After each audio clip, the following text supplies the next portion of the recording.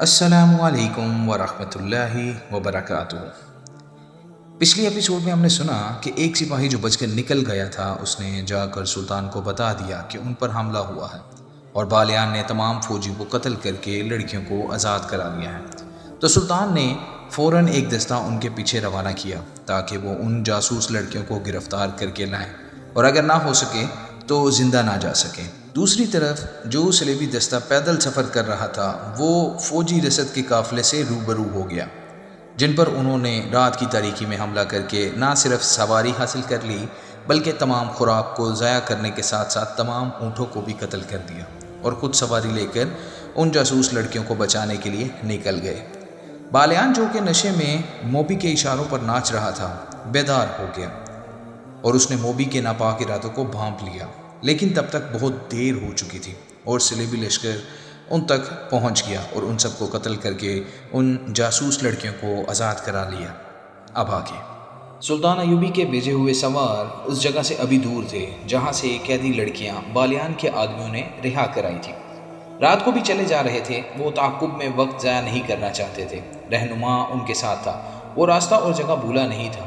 وہ انہیں اس جگہ لے گیا جہاں ان پر حملہ ہوا تھا۔ ایک مشعل جلا کر دیکھا گیا، وہاں روبن اور اس کے ساتھیوں کی لاشیں اور ان کے محافظوں کی لاشیں پڑی تھیں۔ یہ چیری پھاڑی اور کھائی ہوئی تھیں۔ اس وقت بھی صحرائی لومڑیاں اور گیدڑ انہیں کھا رہے تھے۔ سواروں کو دیکھ کر یہ درندے بھاگ گئے۔ دن کے وقت انہیں گدھ کھاتے رہے تھے۔ محافظ اپنے کمانڈروں کو اسی جگہ لے گیا جہاں سے انہوں نے گھوڑا کھولا تھا۔ وہاں سے مشعل کی روشنی میں زمین دیکھی گئی، گھوڑوں کے قدموں کے نشان نظر آ رہے تھے اور سمت کی نشاندہی کر رہے تھے جدھر یہ گئے تھے، مگر رات کے وقت ان نشانوں کو دیکھ دیکھ کر چلنا بہت مشکل تھا۔ وقت ضائع ہونے اور بھٹک جانے کا ڈر تھا۔ رات کو وہیں قیام کیا گیا۔ صلیبی پارٹی کے کیمپ میں سب جاگ رہے تھے، وہ بہت خوش تھے۔ کمانڈر نے فیصلہ کیا تھا کہ شہر کی تاریکی میں بحیرہ روم کی طرف روانہ ہو جائیں گے۔ اس وقت میگنن آماریوس نے کہا کہ مقصد ابھی پورا نہیں ہوا، سلطان صلاح الدین ایوبی کو قتل کرنا باقی ہے۔ کمانڈر نے یہ کہا کہ یہ اسی صورت میں ممکن تھا کہ وہ لڑکیوں کے پیچھے قاہرہ چلے جاتے، اب وہ قاہرہ سے بہت دور ہیں، اس لیے قتل کی مہم ختم کی جاتی ہے۔ یہ میری مہم ہے جسے موت کے سوا کوئی ختم نہیں کر سکتا، میگنن آماریوس نے کہا۔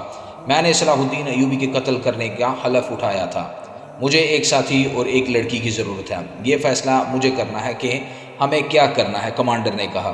سب پر فرض ہے کہ میرا حکم مانیں، میں کسی کے حکم کا پابند نہیں، میگنن آماریوس نے کہا۔ تم سب خدا کے حکم کے پابند ہو، کمانڈر نے اسے ڈانٹ دیا۔ میگنن آماریوس کے پاس تلوار تھی، وہ اٹھ کھڑا ہوا اور کمانڈر پر تلوار سونت لی۔ ان کے ساتھی درمیان میں آ گئے۔ میگنن آماریوس نے کہا، میں خدا کا دھتکارا ہوا انسان ہوں، میں گناہ اور بے انصافی کے درمیان بھٹک رہا ہوں۔ کیا تم جانتے ہو کہ مجھے 30 سالوں کے لیے قید خانے میں کیوں بھیجا گیا ہے؟ 5 سال گزرے، میری ایک بہن جس کی عمر 16 سال تھی اغوا کر لی گئی تھی۔ میں غریب آدمی ہوں، میرا باپ مر چکا ہے، ماں اندھی ہے، میرے چھوٹے چھوٹے بچے ہیں۔ محنت مشقت کر کے میں ان سب کا پیٹ پالتا تھا۔ میں نے گرجے میں سلیب پر لٹکے ہوئے یسوع مسیح کے بت سے بہت دفعہ پوچھا تھا کہ میں غریب کیوں ہوں۔ میں نے کبھی گناہ نہیں کیا تھا، میں دیانتداری سے اتنی محنت کرتا ہوں مگر میرے کنبے کے پیٹ پھر بھی خالی رہتے ہیں۔ میری ماں کو خدا نے کیوں اندھا کیا؟ یسوع مسیح نے مجھے کوئی جواب نہیں دیا، اور جب کنواری بہن اغوا ہو گئی تو میں نے گرجے میں جا کر کنواری مریم کی تصویر سے پوچھا کہ میری کنواری بہن کے کنوار پن پر مجھے ترس کیوں نہیں آیا۔ وہ معصوم تھی، اس پر خدا نے یہ ظلم کیا تھا کہ اسے خوبصورتی دے دی تھی۔ مجھے یسوع مسیح نے بھی کوئی جواب نہیں دیا، مجھے کنواری مریم نے بھی کوئی جواب نہیں دیا۔ ایک روز مجھے ایک بہت ہی امیر آدمی کے نوکر نے بتایا کہ تمہاری بہن اس امیر آدمی کے گھر میں ہے، وہ عیاش آدمی ہے، کنواریوں کو اغوا کرتا ہے، تھوڑے دن ان کے ساتھ کھیلتا ہے اور انہیں کہیں غائب کر دیتا ہے، لیکن وہ آدمی بادشاہ کے دربار میں بیٹھتا ہے، لوگ اس کی عزت کرتے ہیں، بادشاہ نے اسے رتبے کی تلوار دی ہے، گناہ گار ہوتے ہوئے خدا اس پر خوش ہے، دنیا کا قانون اس کے ہاتھ میں کھلونا ہے۔ میں اس کے گھر گیا اور اپنی بہن واپس مانگی، اس نے مجھے دھکے دے کر اپنے محل سے نکال دیا۔ میں پھر گرجے میں گیا، یسوع مسیح کے بت اور کنواری مریم کی تصویر کے آگے رویا، خدا کو پکارا، مجھے کسی نے جواب نہیں دیا۔ میں گرجے میں اکیلا تھا، پادری آ گیا، اس نے مجھے ڈانٹ کر گرجے سے نکال دیا، کہنے لگا یہاں سے 2 تصویریں چوری ہو چکی ہیں، نکل جاؤ ورنہ پولیس کے حوالے کر دوں گا۔ میں نے حیران ہو کر اسے پوچھا، کیا یہ خدا کا گھر نہیں ہے؟ اس نے جواب دیا، تم مجھ سے پوچھے بغیر خدا کے گھر میں کیسے آئے؟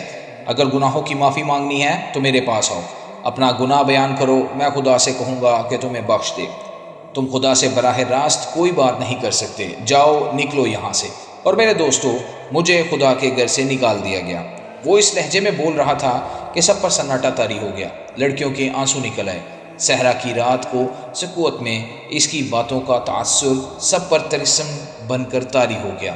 وہ کہہ رہا تھا کہ میں پادری کو، یسوع مسیح کے بت کو، کنواری مریم کی تصویر کو اور اس خدا کے جو مجھے گرجے میں نظر نہیں آیا، شک کی نظروں سے دیکھتا نکل آیا۔ گھر گیا تو اندھی ماں نے پوچھا میری بچی آئی یا نہیں، میری بیوی نے پوچھا، میرے بچوں نے پوچھا۔ میں بھی بت اور تصویر کی طرح چپ رہا، مگر میرے اندر سے ایک طوفان اٹھا اور میں باہر نکل گیا۔ میں سارا دن گھومتا رہا۔ شام کے وقت میں نے ایک خنجر خریدا اور دریا کے کنارے ٹہلتا رہا۔ رات اندھیری ہو گئی اور بہت دیر بعد میں ایک طرف چل پڑا۔ مجھے اس محل کی بتیاں نظر آئیں جہاں میری بہن قید تھی۔ میں بہت تیز چل پڑا اور اس محل کے پیچھے چلا گیا۔ میں اتنا چالاک اور ہوشیار آدمی نہیں تھا، لیکن مجھ میں چالاکی آ گئی تھی۔ میں پچھلے دروازے سے اندر چلا گیا۔ محل کے کسی کمرے میں شور شرابہ تھا، شاید کچھ لوگ شراب پی رہے تھے۔ میں ایک کمرے میں داخل ہوا تو ایک نوکر نے مجھے روکا۔ میں نے خنجر اس کے سینے پر رکھ دیا اور اپنی بہن کا نام بتا کر پوچھا کہ وہ کہاں ہے۔ نوکر مجھے اندر کی سیڑھیوں سے اوپر لے گیا اور ایک کمرے میں داخل کر کے کہا یہاں ہے۔ میں اندر گیا تو میرے پیچھے دروازہ بند ہو گیا۔ کمرہ خالی تھا، دروازہ کھلا اور بہت سے لوگ اندر آ گئے۔ ان کے پاس تلواریں اور ڈنڈے تھے۔ میں نے کمرے کی چیزیں اٹھا کر ان پر پھینکنا شروع کر دی۔ بہت توڑ پھوڑ کی، انہوں نے مجھے پکڑ لیا، مجھے مارا پیٹا اور میں بے ہوش ہو گیا۔ ہوش میں آیا تو میں ہتھکڑیوں اور بیڑیوں میں جکڑا ہوا تھا۔ میرے خلاف الزام یہ تھے کہ میں نے ڈاکہ ڈالا، بادشاہ کے درباری کا گھر برباد کیا اور 3 آدمیوں کو قتل کی نیت سے زخمی کیا۔ میری فریاد کسی نے نہ سنی اور مجھے 30 سال سزائے قید دے کر قید خانے کے جہنم میں پھینک دیا گیا۔ ابھی 5 سال پورے ہوئے ہیں، میں انسان نہیں رہا۔ تم قید خانے کی سختیاں نہیں جانتے۔ دن کے وقت مویشیوں جیسا کام لیتے ہیں اور رات کو کتوں کی طرح زنجیریں ڈال کر کوٹھریوں میں بند کر دیتے ہیں۔ مجھے کچھ معلوم نہیں تھا کہ میری اندھی ماں زندہ ہے یا مر چکی ہے۔ بیوی بچوں کا بھی کچھ پتہ نہ تھا۔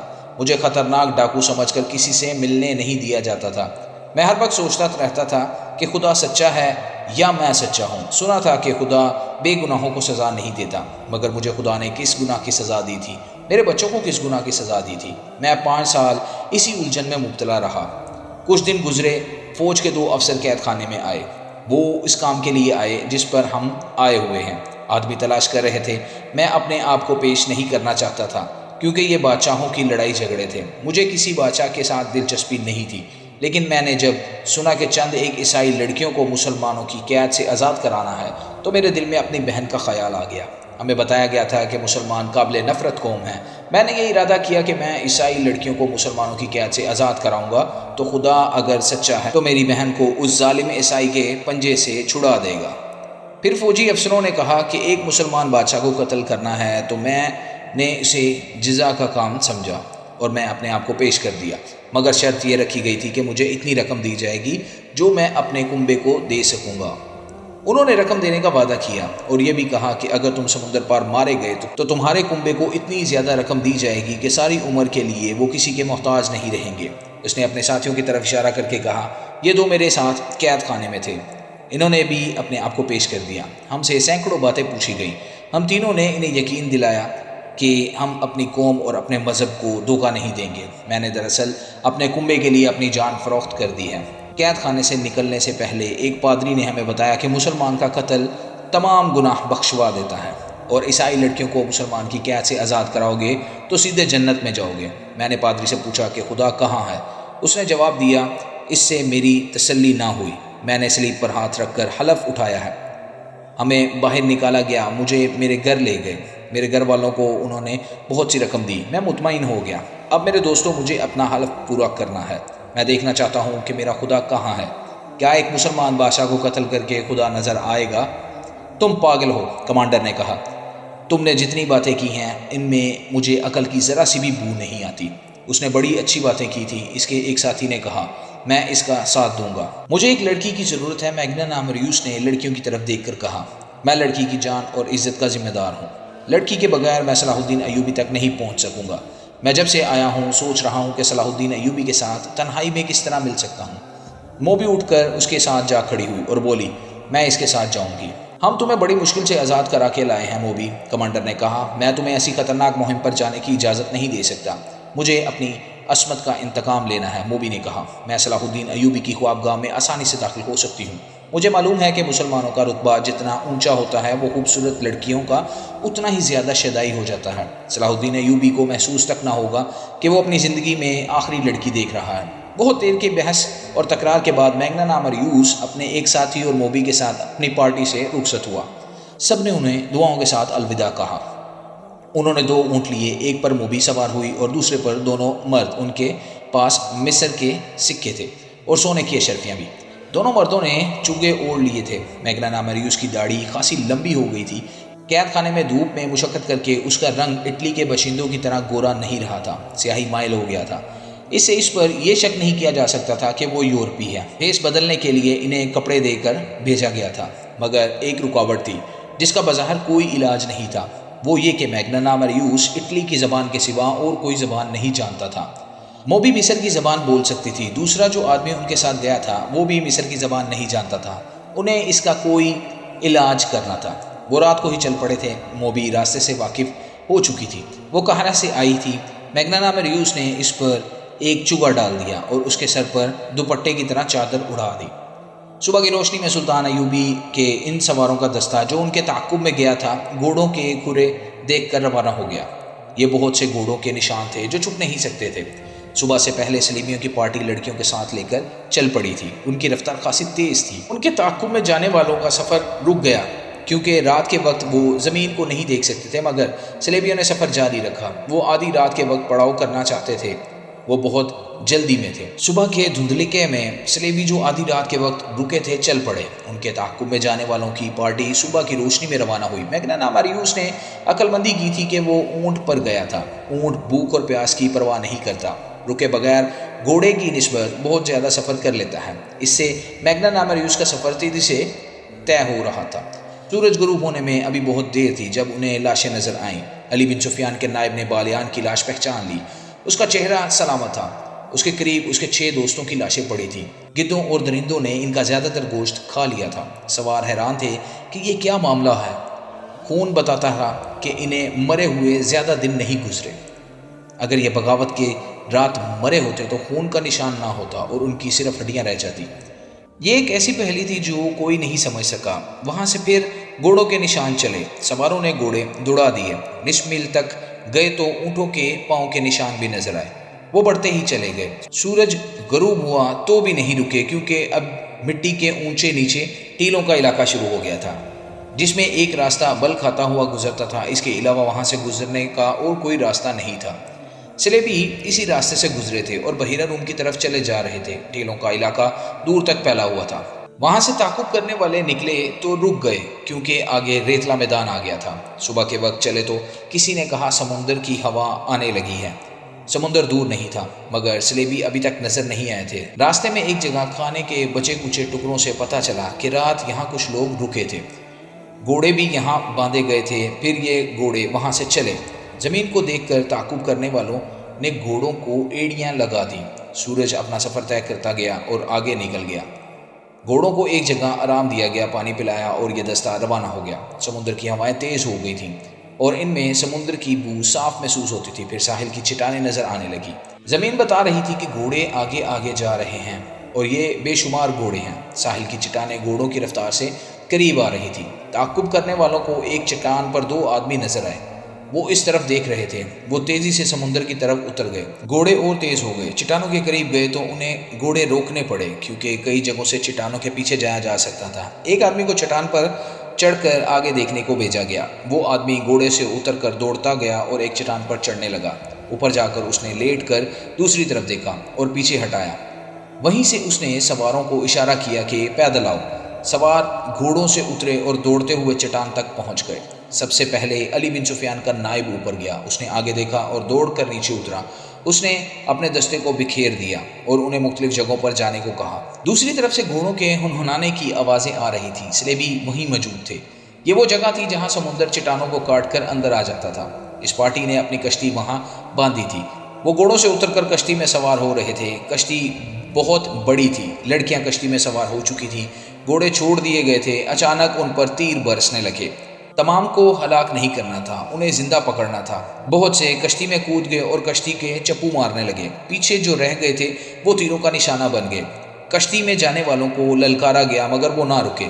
وہاں سمندر گہرا تھا، کشتی آہستہ آہستہ جا رہی تھی۔ ادھر سے اشاروں پر تیر اندازوں نے کشتی پر تیر برسا دیے۔ چپوں کی حرکت بند ہو گئی، تیروں کی دوسری باڑ گئی، پھر تیسری اور چوتھی باڑ لاشوں میں پیوست ہو گئی۔ ان میں سے اب کوئی زندہ نہیں تھا۔ کشتی وہیں ڈولنے لگی۔ سمندر کی موجیں ساحل کی طرف آتی اور چٹانوں سے ٹکرا کر واپس چلی جاتی تھیں۔ ذرا سی دیر میں کشتی ساحل پر واپس آ گئی۔ سواروں نے نیچے جا کر کشتی پکڑ لی۔ وہاں صرف لاشیں تھیں، لڑکیاں بھی مر چکی تھیں، بعض کو دو دو تیر لگے تھے۔ کشتی کو باندھ دیا گیا اور سواروں کا دستہ محافظ کی طرف روانہ ہو گیا۔ کیمپ دور نہیں تھا۔ میگنا نامریوس قاہرہ کے ایک سرائے میں قیام پذیر تھا۔ اس سرائے کا ایک حصہ عام اور کمتر مسافروں کے لیے تھا اور دوسرا حصہ عمرہ اور اونچی حیثیت کے مسافروں کے لیے تھا۔ اس حصے میں دولت مند تاجر بھی قیام کیا کرتے تھے۔ ان کے لیے شراب اور ناچنے گانے والیاں بھی مہیا کی جاتی تھی۔ میگنا نامریوس اسی حصے میں ٹھہرا۔ موبی کو اس نے اپنی بیوی بتایا اور اپنے ساتھی کو معتمد ملازم۔ موبی کی خوبصورتی اور جوانی نے سرائے والوں پر میگنا نامریوس کا رعب طاری کر دیا۔ ایسی حسین اور جوان بیوی کسی بڑے دولت مند ہی کی ہو سکتی تھی۔ سرائے والوں نے اس کی طرف خصوصی توجہ دی۔ موبی نے اپنے آپ کو مسلمان ظاہر کر کے صلاح الدین ایوبی کے گھر اور دفتر کے متعلق معلومات حاصل کر لی۔ اس نے یہ بھی معلوم کر لیا کہ سلطان ایوبی نے سوڈانیوں کو معافی دے دی ہے اور سوڈانی فوج توڑ دی ہے۔ اسے یہ بھی پتہ چل گیا کہ سوڈانی سالاروں اور کمانداروں وغیرہ کے حرم خالی کر دیے گئے ہیں اور یہ بھی کہ انہیں زرعی زمینیں دی جا رہی ہیں۔ یہ میگنا نامریوس کی غیر معمولی دلیری تھی یا غیر معمولی حماقت کہ وہ اس ملک کی زبان تک نہیں جانتا تھا، پھر بھی وہ اتنے خطرناک مشن پر آ گیا تھا۔ اسے اس قسم کے قتل کی اور اتنے بڑے رتبے کے انسان تک رسائی حاصل کرنے کی کوئی ٹریننگ نہیں دی گئی تھی۔ وہ ذہنی لحاظ سے انتشار اور خلفشار کا مریض تھا۔ پھر بھی وہ صلاح الدین ایوبی کو قتل کرنے آیا، جس کے ارد گرد محافظوں کا پورا دستہ موجود رہتا ہے۔ اس کے دستے کے کمانڈر نے اسے کہا تھا کہ تم پاگل ہو، تم نے جتنی باتیں کی ہیں ان میں سے مجھے ذرا سی بھی عقل کی بو نہیں آئی۔ بظاہر میگنا نامریوس پاگل ہی تھا۔ یہ ایک تاریخی حقیقت ہے کہ بڑے آدمیوں کو قتل کرنے والے عموماً پاگل ہوتے ہیں۔ اگر پاگل نہیں تو ان کے ذہنی توازن میں کچھ نہ کچھ گڑبڑ ضرور ہوتی ہے۔ یہی کیفیت اٹلی کے اس سزا یافتہ آدمی کی تھی۔ اس کے پاس ایک ہتھیار ایسا تھا جو ڈھال کا کام بھی دے سکتا تھا۔ موبی مصر کی صرف زبان ہی نہیں جانتی تھی بلکہ اسے اور اس کی مری ہوئی 6 ساتھی لڑکیوں کو مصری اور عربی مسلمانوں کے رہن سہن، تہذیب و تمدن اور دیگر معاشرتی اونچ نیچ کے متعلق لمبے عرصے کے لیے ٹریننگ دی گئی تھی۔ وہ مسلمان مردوں کی نفسیات سے بھی واقف تھیں، اداکاری کی ماہر تھیں اور سب سے بڑی خوبی یہ تھی کہ وہ مردوں کو اپنی انگلیوں پر نچانا اور بوقت ضرورت اپنا پورا جسم ننگا کر کے کسی مرد کو پیش کرنا بھی جانتی تھی۔ یہ تو کوئی بھی نہیں بتا سکتا تھا کہ بند کمرے میں میگنا نامریوس، موبی اور ان کے ساتھی نے کیا باتیں کی اور کیا منصوبہ بنایا۔ البتہ ایسا ثبوت پرانی تحریروں میں ملتا ہے کہ 3-4 روز سرائے میں قیام کے بعد میگنا نامریوس باہر نکلا تو اس کی داڑھی دھلی ہوئی تھی۔ اس کے چہرے کا رنگ سوڈانیوں کی طرح گہرا بادامی تھا، جو مصنوعی ہو سکتا تھا لیکن مصنوعی لگتا نہیں تھا۔ اس نے معمولی قسم کا چوگا اور سر پر معمولی قسم کا رومال اور عمامہ باندھ رکھا تھا۔ موبی سر سے پاؤں تک سیاہ برقع نما لبادے میں تھی اور اس کے چہرے پر باریک نقاب اس طرح پڑا تھا کہ ہونٹ اور ٹھوڑی ڈھکی ہوئی تھی۔ پیشانی تک چہرہ ننگا تھا، پیشانی پر اس کے بورے ریشمی بال پڑے ہوئے تھے اور اس کا حسن ایسا نکھرا ہوا تھا کہ راہ جاتے لوگ رک کر دیکھتے تھے۔ ان کا ساتھی معمولی سے لباس میں تھا جسے پتہ چلتا تھا کہ نوکر ہے۔ سرائے کے باہر 2 نہایت اعلیٰ نسل کے گھوڑے کھڑے تھے۔ یہ سرائے والوں نے میگنا نامریوس کے لیے اجرت پر منگوائے تھے کیونکہ اس نے کہا تھا کہ وہ اپنی بیوی کے ساتھ سیر کے لیے جانا چاہتا ہے۔ میگنا نامریوس اور موبی گھوڑوں پر سوار ہو گئے اور جب گھوڑے چلے تو ان کا ساتھی نوکروں کی طرح پیچھے پیچھے چل پڑا۔ صلاح الدین ایوبی اپنے نائبین کو سامنے بٹھائے سوڈانیوں کے متعلق احکامات دے رہا تھا۔ وہ یہ کام بہت جلدی ختم کرنا چاہتا تھا کیونکہ اس نے فیصلہ کر لیا تھا کہ سلطان زنگی کی بھیجی ہوئی فوج مصر کی نئی فوج اور وفادار سوڈانیوں کو ساتھ ملا کر ایک فوج بنائے گا اور فوری طور پر یروشلم پر چڑھائی کرے گا۔ بحیرہ روم کی شکست کے بعد جبکہ سلطان زنگی نے فرینکوں کو بھی شکست دے دی تھی، ایک لمبے عرصے تک صلیبیوں کے سنبھلنے کا کوئی امکان نہیں تھا۔ ان کے سنبھلنے سے پہلے ہی سلطان صلاح الدین ایوبی ان سے یروشلم چھین لینے کا منصوبہ بنا چکا تھا۔ اس سے پہلے وہ سوڈانیوں کو زمینوں پر آباد کر دینا چاہتا تھا تاکہ کھیتی باڑی میں الجھ جائیں اور ان کی بغاوت کا کوئی امکان نہ رہے۔ نئی فوج کی تنظیم نو اور ہزارہ سوڈانیوں کو زمین پر آباد کرنے کا کام آسان نہیں تھا۔ ان دونوں کاموں میں خطرہ یہ تھا کہ سلطان ایوبی کی فوج اور اپنی انتظامیہ میں ایسے اعلیٰ افسر موجود تھے جو اسے مصر کی امارت کے سربراہ کی حیثیت سے نہیں دیکھ سکتے تھے۔ سوڈانیوں کی فوج کو توڑ کر بھی سلطان ایوبی نے اپنے خلاف خطرہ پیدا کر لیا تھا۔ اس فوج کے چند ایک اعلیٰ حکام زندہ تھے، انہوں نے سلطان کی اطاعت قبول کر لی تھی، مگر علی بن سفیان کی انٹیلیجنس بتا رہی تھی کہ بغاوت کی راکھ میں ابھی بھی کچھ چنگاریاں موجود ہیں۔ انٹیلیجنس کی رپورٹ یہ بھی بتاتی تھی کہ ان باغی سربراہوں کو اپنی شکست کا اتنا افسوس نہیں تھا جتنا صلیبیوں کی شکست کا غم ہے، کیونکہ وہ بغاوت دب جانے کے بعد بھی صلیبیوں سے مدد لینا چاہتے تھے، اور مصر کی انتظامیہ اور فوج کے 2-3 اعلیٰ حکام کو سوڈانیوں کی شکست کا افسوس تھا، کیونکہ وہ آس لگائے بیٹھے تھے کہ صلاح الدین ایوبی مارا جائے گا یا بھاگ جائے گا۔ یہ ایمان فروشوں کا ٹولہ تھا، لیکن سلطان صلاح الدین ایوبی کا ایمان مضبوط تھا۔ اس نے مخالفین سے واقف ہوتے ہوئے بھی ان کے خلاف کوئی کارروائی نہیں کی، ان کے ساتھ نرمی سے اور خلوص سے پیش آتا رہا۔ کسی محفل میں اس نے ان کے خلاف کوئی بات نہ کی تھی۔ جب کبھی اس نے ماتحتوں سے اور فوج سے خطاب کیا تو ایسے الفاظ کبھی نہ کہے کہ میں اپنے مخالفین کو مزہ چکھا دوں گا۔ کبھی دھمکی امیز یا طنزیہ الفاظ استعمال نہیں کیے، البتہ یہ ایسے الفاظ اکثر اس کے منہ سے نکلتے تھے: اگر کسی ساتھی کو ایمان بیچتا دیکھو تو اسے روکو، اسے یاد دلاؤ کہ وہ مسلمان ہے اور اس کے ساتھ مسلمانوں جیسا سلوک کرو تاکہ وہ دشمن کے اثر سے آزاد ہو جائے۔ لیکن در پردہ وہ مخالفین کی سرگرمیوں سے باخبر رہتا تھا۔ علی بن سفیان کا محکمہ بہت ہی زیادہ مصروف ہو گیا تھا۔ سلطان ایوبی کو زیر زمین سیاست کی اطلاعیں باقاعدگی سے دی جا رہی تھیں۔ اب اسی محکمے کی ذمہ داری اور زیادہ بڑھ گئی تھی۔ محافظوں اور شتربانوں کے قتل کی اطلاع بھی قاہرہ آ چکی تھی۔ اس سے پہلے جاسوسوں کے گروہ، جس میں لڑکیاں بھی تھیں، محافظوں سے نامعلوم افراد نے آزاد کرا لیا تھا۔ ان دو واقعات نے یہ ثابت کر دیا تھا کہ ملک میں صلیبی جاسوس اور چھاپہ مار موجود ہیں، اور یہ بھی ظاہر ہوتا تھا کہ انہیں یہاں کے باشندوں کی پشت پناہی اور پناہ حاصل ہے۔ ابھی یہ اطلاع نہیں پہنچی تھی کہ چھاپہ ماروں اور لڑکیوں کو عین اس وقت ختم کر دیا گیا ہے جب وہ کشتی میں سوار ہو رہے تھے۔ چھاپہ ماروں کی سرگرمیوں کو روکنے کے لیے فوج کے 2 دستے سارے علاقے میں گشت کے لیے گزشتہ شام روانہ کر دیے گئے تھے، اور انٹیلیجنس کے نظام کو اور زیادہ وسیع کر دیا گیا تھا۔ صلاح الدین ایوبی قدرے پریشان بھی تھا، وہ کیا عزم لے کر مصر میں آیا تھا، اور اب سلطنت اسلامیہ کے استحکام اور وسعت کے لیے اس نے کیا کیا منصوبے بنائے تھے، مگر اس کے خلاف زمین کے اوپر سے بھی اور زمین کے نیچے سے بھی ایسا طوفان اٹھا تھا کہ اس کے منصوبے لرزنے لگے تھے۔ اسے پریشانی یہ تھی کہ مسلمان کی تلوار مسلمان کی گردن پر لٹک رہی تھی، ایمان نیلام ہونے لگا تھا۔ سلطنت اسلامیہ کی خلافت بھی سازشوں کے جال میں الجھ کر سازشوں کا حصہ اور اعلی کار بن گئی تھی۔